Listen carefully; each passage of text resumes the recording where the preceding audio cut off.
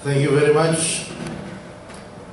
First of all, I would like to express my thanks to His Excellency the Ambassador of Malaysia and my colleague, the Consul General of Malaysia, for their initiative and leadership in organizing this event. I should also like to thank the Port of LA, the Chamber of Commerce, and of course the city. Eric is still here. Eric, right? Sorry? Yeah, that's why he is one of the closest persons to the mayor, I think. Eric mentioned that the airport of LA just underwent some improvements. I think I can say now it is almost as good as Changi in Singapore, Suvarnabhumi in Thailand, and KL airport in Malaysia. Let me start with two propositions. And I may sound a bit odd for these two propositions. First, the ASEAN community is not the final stage of ASEAN. In essence, ASEAN has always been and is and will always be a regional integration process.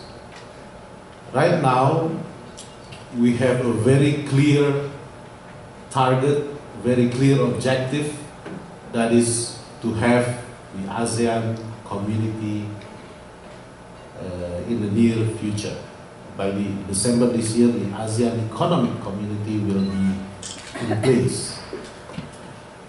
And this is the good thing about ASEAN, that we can always talk about whatever we want to do as a group.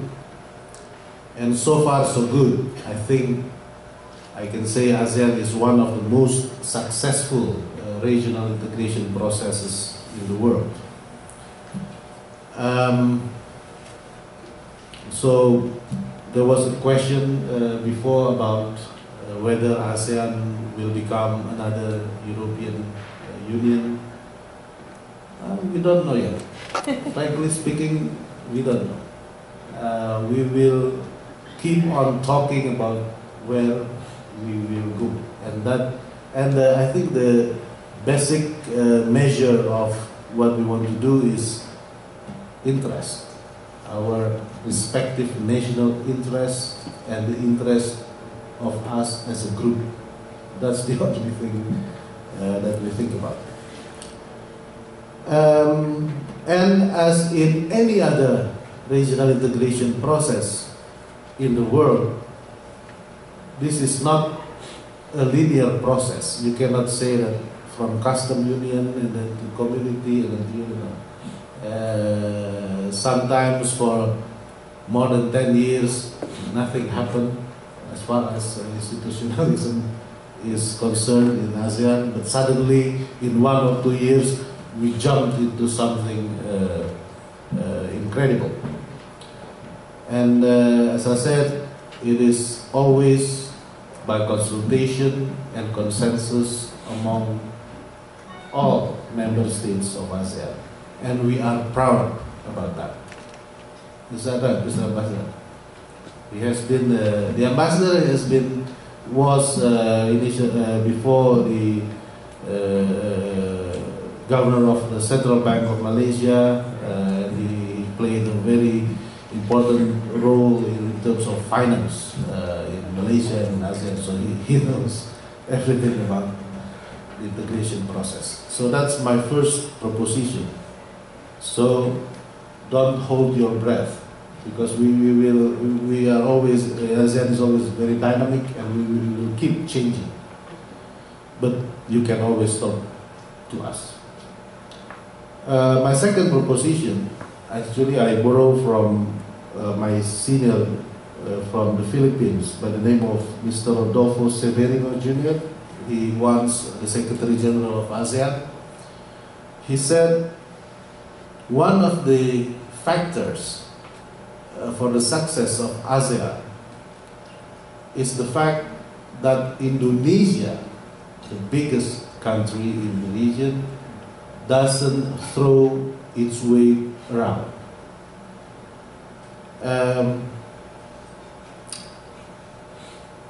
Well, as an Indonesian, of course, I say yes, of course. We are very calm. We think about the good of everybody. But actually, he has a point. Because stability, prosperity, and security of our Indonesia's immediate region is, of course, of paramount importance to Indonesia. And I think that will be one of the features of ASEAN for the years to come as well.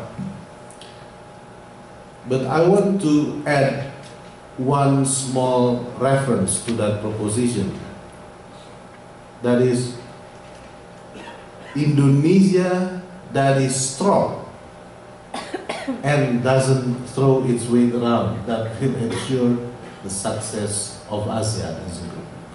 So Indonesia that is strong is very important, not only for Indonesia, but also for ASEAN countries, as well as for the United States. Therefore, to help Indonesia to be stronger is my main message today. And I will focus only on one sector that is in our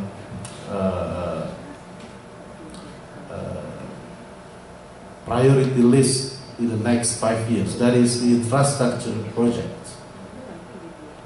Can I have the slide? Page 12. The number is 545 billion US dollars. Page 12. Infrastructure projects. Can someone help? So I'm just focusing on this page. You can have the full text of my presentation later on. 545 billion US dollars. I can keep saying that number. 545 billion in the next 5 years. That is the worth of the infrastructure projects that we will do in the next 5 years. Why? Because first of all, Indonesia is in a bad need of improving its infrastructure so that we can lower down the cost of logistics and we can open up some of the regions which are still under isolation, and most importantly, we want to be an active part of the connectivity project in ASEAN. So if you break down that number, you have road, I think around 1,000 kilometers, I don't know how many miles that is, 1,000 kilometers of road will be built in the next 5 years, that is, and worth 106 billion US dollars. We will build 15 new airports and 24 new seaports. And then a few kilometers of railways, 591 kilometers of railways. But also, I think someone said that there will be also electricity projects, power generation. We will build 35 gigawatts of electricity in the next 5 years, and also water, irrigation, public housing, information technology, and so on and so forth. In short, this is your opportunity, and to get more details on how to grant this opportunity. I will introduce my members, staff members from the consulate that deals on a day-to-day basis. You can talk to them. One is Endan Mardeani, that's that one, and then Zufri Hadi, that one, and then Arif Wibisono. Yes, Arif. If you see the guys with black uniform serving coffee and tea outside, those are the guys from our trade office. So just grab that opportunity, and of course more business is always good. Thank you very much.